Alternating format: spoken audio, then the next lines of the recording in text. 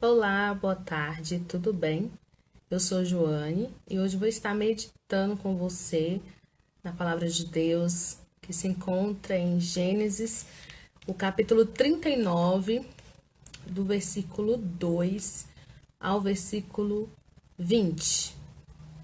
Eu quero convidar você a ler e para que possamos ter um pouco de tempo a mais na meditação desse capítulo, eu convido você agora a dar pausa nesse vídeo, ler esse capítulo 39 e depois retornar aqui para a gente ter uma compreensão melhor. Se assim você puder, faça isso, ok?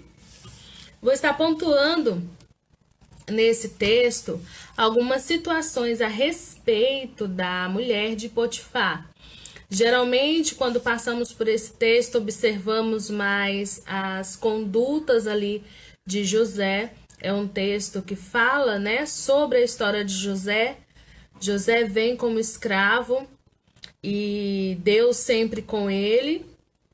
Tudo que ele colocava a mão prosperava. E Potifar, observando isso, chama José para ser ali administrador da sua casa. Então, ele pega todos os seus bens e coloca na mão de José para José administrar. E José passa a administrar e as bênçãos do Senhor estão sobre José e essas bênçãos, né, acabam sendo aí transmitidas também para a casa de Potifar, para o seu campo, para os seus negócios, né? Acredito que a partir da chegada de José ali naquele local, tudo deve ter prosperado abundantemente, porque assim é as coisas do Senhor, né? Então, através da vida de José, Potifar foi abençoado, né, com muita prosperidade ali na sua vida, através da gestão ali de José. Mas o que chama a atenção nesse texto é a conduta, né, da esposa de Potifar, da mulher de Potifar. Ela, em um determinado momento, ali a partir do versículo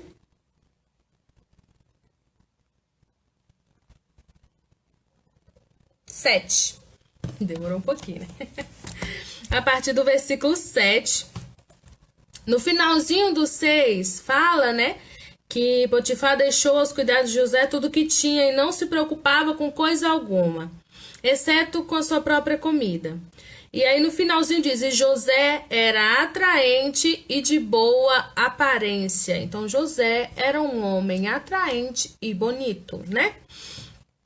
Além de ser, como diz que a presença do Senhor formoseia o rosto, né? Então, José tinha todo ali para ser uma pessoa muito bonita, né? A sua conduta, o seu porte também deveria ser bem bonito. Ele era um hebreu, diferente ali dos egípcios, né? Acredito que até o seu comportamento deveria ser assim, por ser diferente, deveria gerar ali uma elegância, né? Então, José era um homem muito bonito.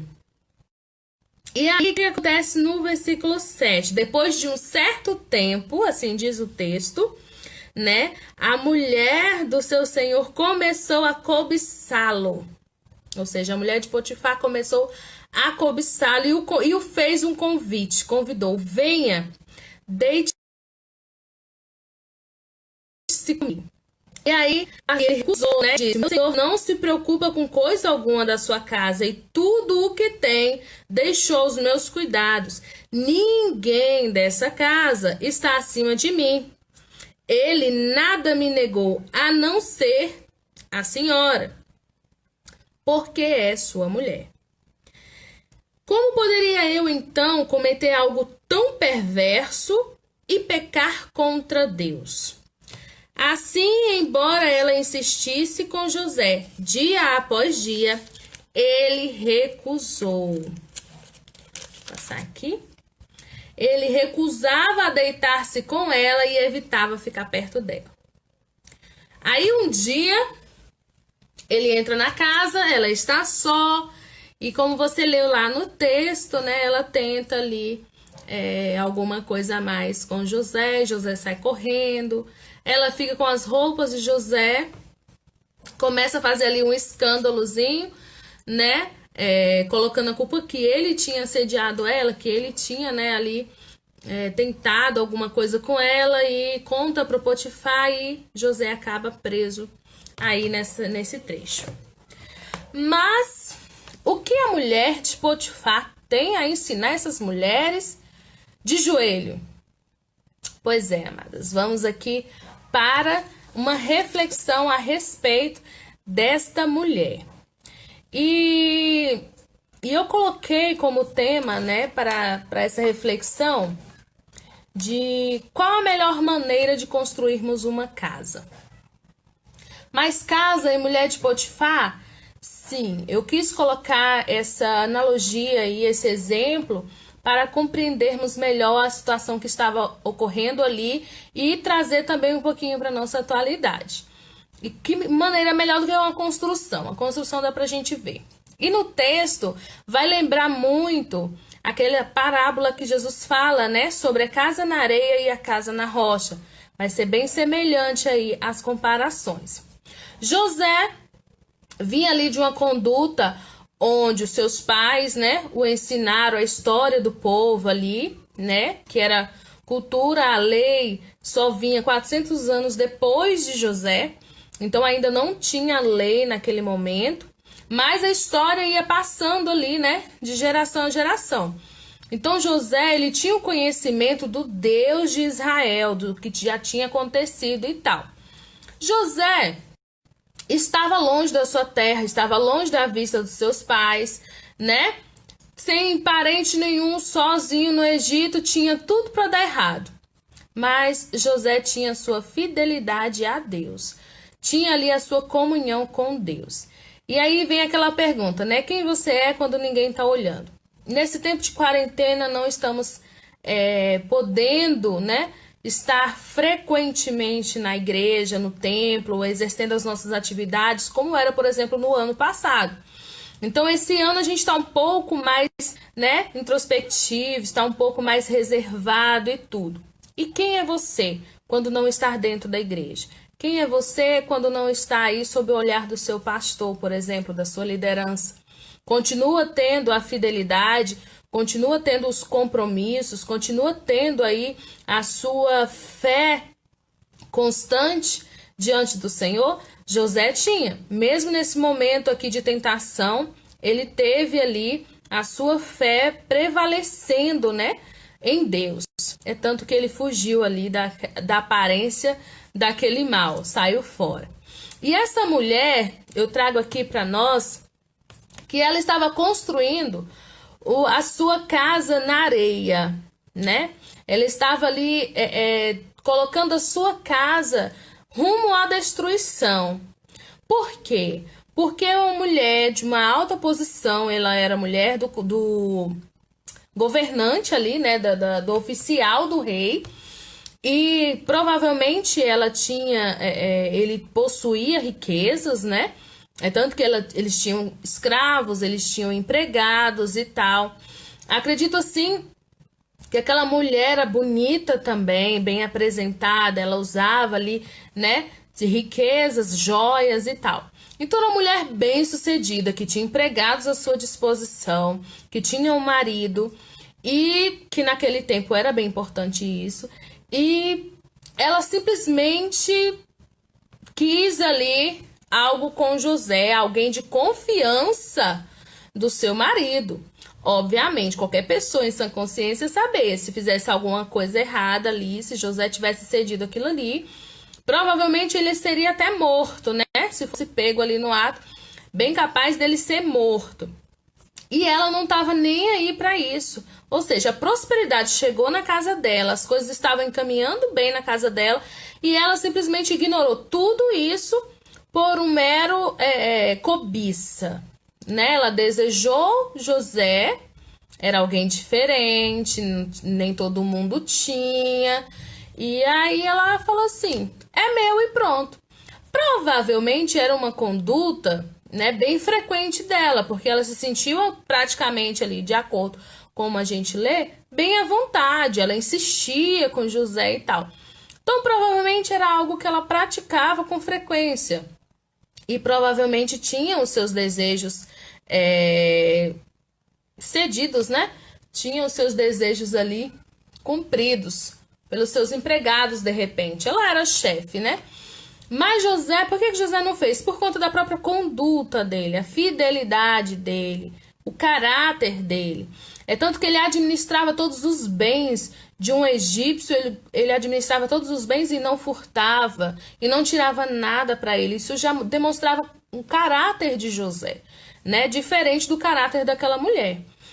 E aí, vamos ver o tanto que essa mulher, ela foi ardilosa, né? Ela manipulou, ela construiu uma situação que os empregados não estavam na casa naquele momento. E José entra e ela tenta ali, né, novamente assediá-lo, por ela ser, né, digamos, chefe dele. Ela ali tinha uma constância em fazer esse assédio moral com ele. E ela queria, porque queria ter José para ela. E aí mostra a manipulação, né? Ela manipulou ali uma situação e partiu para a prática. Só que José, pela conduta dele, foge. E aí o que ela faz? Com o intuito de vingança, né? Com o intuito de vingança, ela faz o quê? Ah, é? É assim? Pois então vamos aqui ver o que eu vou fazer com você. E aí ela chama os empregados, mostra ali as vestes de José e fala que ele tentou contra ela, e aí aguarda o Potifar chegar, cria ali uma mentira, né, ao ponto de José ser pego. Então olha o circo que essa mulher fez para uma situação simplesmente por conta da cobiça dela, né? Ela olhou e desejou, e aí ela partiu para a ação. É importante, amados, a gente ter cuidado com aquilo que passa na nossa mente, para que isso não vire algo tão ruim ao ponto de destruirmos a nossa vida por essas coisas. Em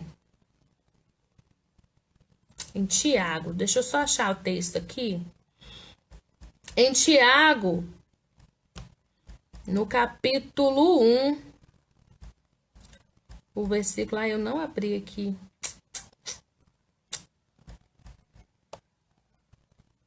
Isso. Tiago, no capítulo 1, versículo 14, diz assim: mas cada um é tentado quando atraído e engoldado pela sua própria concupiscência. Qual que era a concupiscência daquela mulher? Eu quero, né? Eu quero possuir aquilo, aquilo é meu, aquilo vai ser meu. E algo que eu chamo a atenção aí para nós é aquilo que desejamos. Devemos ter cuidado com aquilo que desejamos, né? Tem uma frase aí que diz que não podemos impedir que o passarinho voe na nossa cabeça, mas que podemos impedir que ele faça ninho. Ou seja, não podemos impedir que muitas das vezes certos pensamentos, até mesmo de cobiça mesmo, de inveja, porque nós estamos aqui nesse reino material, sujeitos a todo tipo de sentimento. Então você olhou algo, desejou, de repente a vida de alguém está aparentemente perfeita, melhor que a sua, e aí gera no seu coração aquele sentimento, eu quero, né? E aí você vê da cobiça o tanto de outros sentimentos que passou ali pela mente daquela mulher e as ações dela. E assim devemos ter cuidado, porque às vezes um pensamento nos leva a ter ações de pecado, ações que nos levam à destruição, né? Ou seja, ela pegou, tirou alguém da sua casa que estava trazendo bênção para sua casa e tirou. Você acha realmente que a bênção de Deus continuou ali na casa de Potifar? Provavelmente não. Por quê? Deus abençoava a casa dele por conta de José. Ou seja, ela tirou a bênção de Deus de dentro da casa dela. Então ela foi uma mulher esperta, uma mulher sábia? Não foi. E nisso precisamos tomar cuidado, porque às vezes através do nosso pensamento, do nosso olhar, né? Se não me engano, a Sara falou uma vez, um texto com a gente, sobre a ótica qual olhamos, né? Como que eu vou olhar para aquela situação? Qual é o meu olhar? Qual é a minha visão? Qual é a minha lente para aquela situação? Então, às vezes, eu olho para a vida de alguém e acho que aquela pessoa tenha mais do que merece, ou que eu merecia estar no lugar daquela pessoa. E olha que esses pensamentos passam-se na nossa mente, passam-se na nossa cabeça. Por que Deus abençoa ela e não abençoa a mim? O meio feminino é um meio, infelizmente, muito competitivo. Ao invés de estarmos ali apoiando umas às outras, torcendo muitas das vezes pela felicidade, prosperidade da outra, muitas das vezes a gente está ali como um ar de competição. Às vezes até em questão porque o filho de uma irmã, de uma amiga, se veste melhor que o meu, já gera me sentir ruim. Eu quero melhor porque eu quero comparar o meu filho ou a minha filha com a daquela outra mulher, daquela outra irmã que está na igreja. E é gerado, a mídia tem manipulado muito as mulheres a tomarem aí, muitas das vezes, esse caminho. Nós temos que tomar cuidado com isso. Porque da mesma forma, a palavra diz que a mulher sábia edifica a casa. Nós temos possibilidade de edificar a nossa casa e o nosso lar, a nossa família, os nossos filhos, mas também que a tola destrói com as próprias mãos. E essa mulher de Potifar foi tola, completamente destruiu com as próprias mãos dela. A gente não sabe, o texto não relata ali o decorrer da história dela com Potifar, porque mesmo não é o foco do livro, o foco é José, não é ela. Mas tudo vem ali que houve uma certa desconfiança. E no versículo 20 mostra que José foi para a prisão e chegou lá, o Senhor estava com José, porque a bênção não estava nas coisas, estava em José, né? E acaba que ele começa a administrar a própria prisão. Então, Potifar deve ter observado isso. Mas vamos aqui voltar para ela. Nós precisamos tomar cuidado com as concupiscências, né? Que já fala aí no Novo Testamento sobre as concupiscências da carne. Devemos ter cuidado. Porque pensamentos podem passar na nossa mente, mas o que vai definir, o que vai aí mostrar a nossa fidelidade, a nossa fé, a nossa crença, em quem acreditamos e a quem servimos, é a nossa ação a partir desse pensamento. O que eu vou fazer com ele? Né? Eu vou resistir ao inimigo para ele fugir de mim?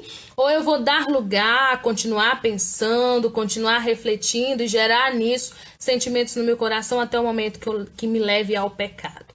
Porque, amados, olha, uma coisa que tá aí, o pecado não brinca. Ele chegando para destruir mesmo, tá?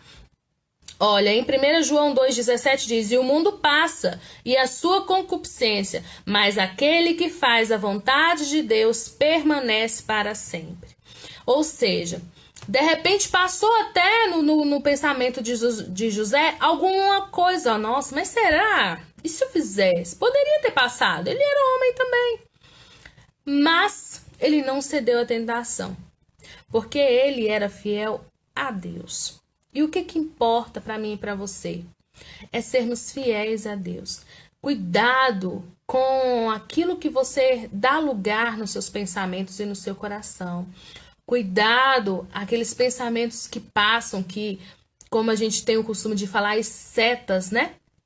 Do inimigo, que de repente coloca ali diante de nós. Cuidado com essas pequenas coisas que em frações de segundo podemos destruir a vida da nossa família. São pensamentos que o inimigo planta na nossa mente, digamos assim, e que a gente não pode alimentar, porque à medida que a gente alimenta, que ele cresce, às vezes podemos perder o controle das nossas ações. Quando vamos nos dar conta, já cometemos aí algum tipo de pecado. Quando vier um pensamento que não está de acordo com a vontade de Deus, e você sabe quais são os pensamentos que são da vontade de Deus, porque Deus é amor, Deus é misericordioso, Deus é benigno, longânimo, Deus é paz, Deus é vida. Então, tudo que é contra isso não pertence a Deus. Ele não deve fazer parte dos seus pensamentos. Tudo que vai contra a palavra de Deus, quem Deus é, a essência de Deus, né? Você deve eliminar dos seus pensamentos. Se veio, você já manda embora. Tá repreendido em nome de Jesus. Coloca um louvor, faça uma oração, leia a palavra do Senhor, que eu garanto que ele vai embora. E se ele continuar voltando, porque a mulher de Potifar continuou insistindo com José, ela não veio só uma vez. Então, se aquele pensamento continuar voltando para sua mente, continue repreendendo em nome de Jesus. Continue, persista, fugindo da aparência do mal. Entendeu? Nós precisamos ter esse cuidado, que na nossa mente ali em Efésios 6 tenha o capacete da salvação. O que é esse capacete da salvação, irmão? Irmã, lembre. A nossa morada não é aqui. E o inimigo ele vai tentar constantemente a nos tirar do caminho que nos leva ao nosso lugar, que nos leva à nossa morada, que nos leva às cidades celestiais, que nos leva ao encontro do Pai, a morar com Ele. Você acha que Ele está realmente feliz de te ver na igreja, de te ver caminhando, que mesmo que o teu esposo não esteja dentro da igreja, tu acha que o inimigo vai ficar feliz de te ver orando por ele, orando pelos teus filhos, orando por tua casa, para que o Senhor guarde, para que o Senhor traga salvação, para que o Senhor... Ele não está feliz, ele vai tentar mesmo. Se ele não puder tentar em ações, ele vai tentar os teus pensamentos. E um dos pensamentos que ele coloca, cobiça, inveja, tudo isso que principalmente no reino é bem comum, devemos ter cuidado. Devemos tomar cuidado e colocar os nossos pensamentos no Senhor. Em Filipenses 4:8 diz que tudo que é bom, isso é que devemos pensar. Leia esse texto, é maravilhoso. Tudo que é bom é que devemos pensar. Ou seja, já existe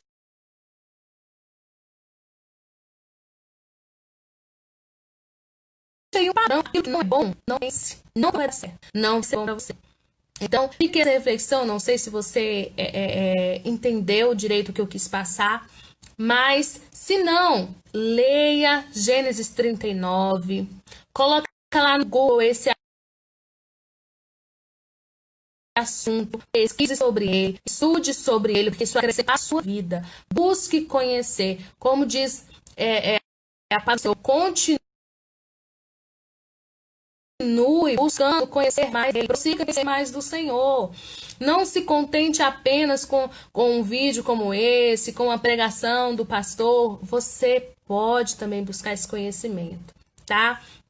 Fique na paz de Deus, uma excelente tarde. Guarde o teu coração, guarde os teus pensamentos no Senhor, que garanto que você vai ter vitória e não vai se arrepender.